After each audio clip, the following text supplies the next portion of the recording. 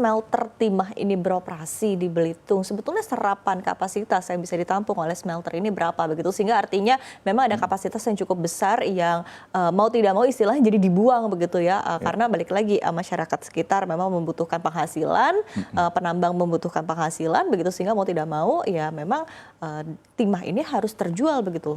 Ya, Apapun caranya. kalau dari catatan kami, record kami di Belitung itu bisa menghasilkan hampir 1.000 ton ore timah. Nah ini ya mungkin ini jadi concern juga pemerintah, apakah nanti diberikan regulasi supaya timah Belitung itu bisa diserap semua smelter yang ada di Bangka, termasuk diserap oleh PT Timah sendiri sebagai BUMN.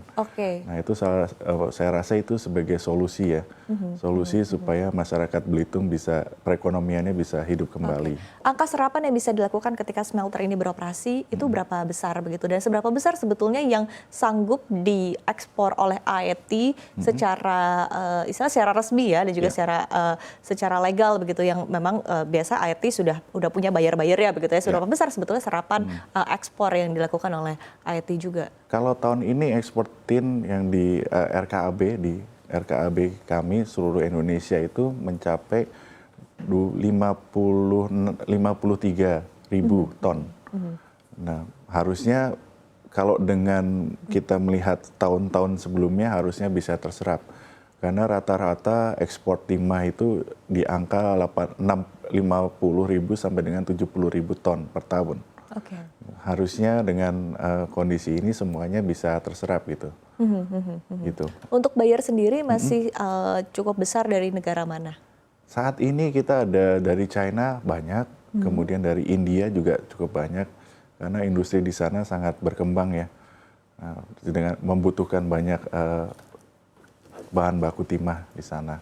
Oke, baik. Nah, yang cukup menjadi sorotan ini juga kan disampaikan begitu ya, bahwa selama ini kan sisa hasil produksi atau SHP timah ini kan justru terbuang ya tanpa pemanfaatan optimal. Padahal baru diketahui juga begitu bahwa ternyata cukup banyak mineral strategis yang dimiliki oleh Indonesia tadi dari sisa SHP ini atau sisa hasil produksi timah begitu, termasuk adalah rare earth elemen ataupun juga mineral tanah jarang begitu ya, masuk ke dalam kategori mineral kritis juga. Nah, seperti apa Anda melihat kondisi ini sesungguhnya, dan bagaimana potensi yang dilihat oleh AET untuk mineral kritis yang terkandung dalam SHP ini? Nanti mungkin perlu dijelaskan juga nanti Mbak ke Dirut PT Timah. SHP ini yang dimaksud itu hasil penambangan atau hasil peleburan gitu. Nah, dua-duanya juga SHP kan. Nah, kalau di pertambangan, kalau kita kan ada dua ya, di darat dan juga di laut penambangannya. Nah, kalau di darat, kalau dari perusahaan kami sendiri, kami semua sisa hasil produksi itu memang kami olah sendiri, kami pisahkan sendiri. Sehingga sampai sekarang komponen tanah jarang itu masih kita simpan di pabrik kami.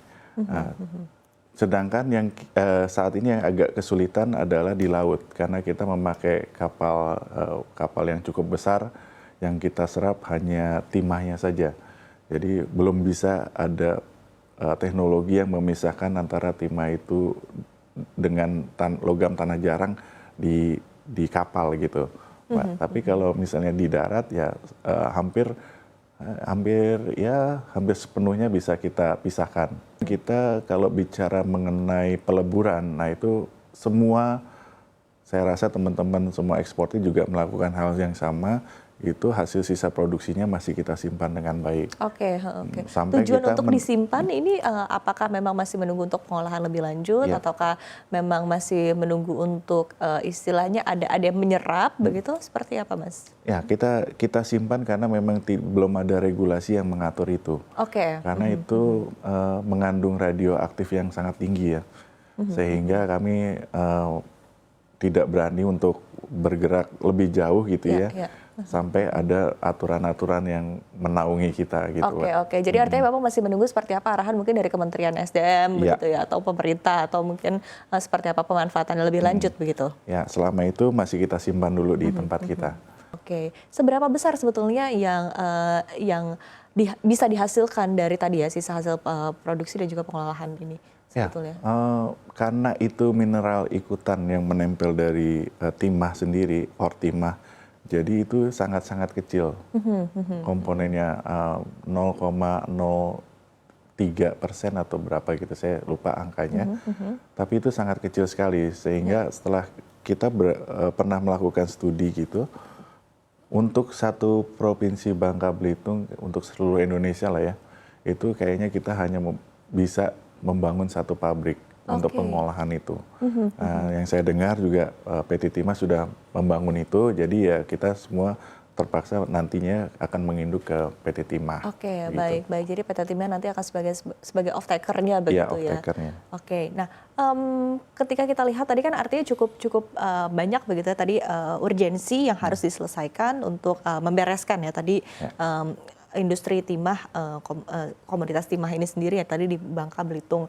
Nah, apa urgensi yang paling penting, yang paling utama secara regulasi? Tadi disampaikan juga begitu ya bahwa dari Presiden sendiri memang sudah ada concern-nya, kemudian juga sudah ada langkah-langkah yang dilakukan oleh Pak Presiden begitu ya, termasuk untuk mengawasi agar ekspor timah ilegal, kemudian juga tambang timah ilegal ini segera bisa diberantas begitu ya. Nah, Ya. apalagi yang memang dibutuhkan sesungguhnya untuk industri ini tetap bisa berjalan dan bisa lebih baik lagi begitu ya, secara real di lapangan sesungguhnya. Kalau dari segi penambangan, kalau kita dari asosiasi bisa kasih masukan juga ke pemerintah, kalau kita harus melibatkan masyarakat, harusnya masyarakat dinaungi dengan regulasi yang tepat gitu. Sebagai contoh, kemarin Kementerian SDM sudah membuka potensi untuk membuka wilayah penambangan rakyat WPR. Ya. Nanti akan keluar izin IPR, izin penambangan rakyat. Nah, itu salah satu solusi yang baik di mana kita bisa melibatkan masyarakat di dalamnya. Jadi jadi iklim industri timah sendiri juga bisa lebih kondusif gitu. Dan juga kita juga harus concern juga ke depan Mbak bahwa dunia itu masih membutuhkan timah. Ya. Sehingga pemerintah harusnya mendukung secara penuh tentang industri pertimahan yang ada di Indonesia. Jangan sampai nanti kejadian-kejadian kemarin terjadi lagi yang 300 triliun maksud saya. Terjadi lagi, kemudian ada paksaan-paksaan atau mungkin ada bisikan-bisikan yang kurang bagus kepada pemerintah sehingga pemerintah melakukan aksi yang begitu penekanan gitu kepada masyarakat atau kepada pelaku usaha. Nah, kita sebetulnya ingin iklim yang damai, kondusif gitu sehingga industri ini bisa berkembang. Kemudian Indonesia juga patut bangga karena kita sebagai pengekspor nomor 1 di dunia.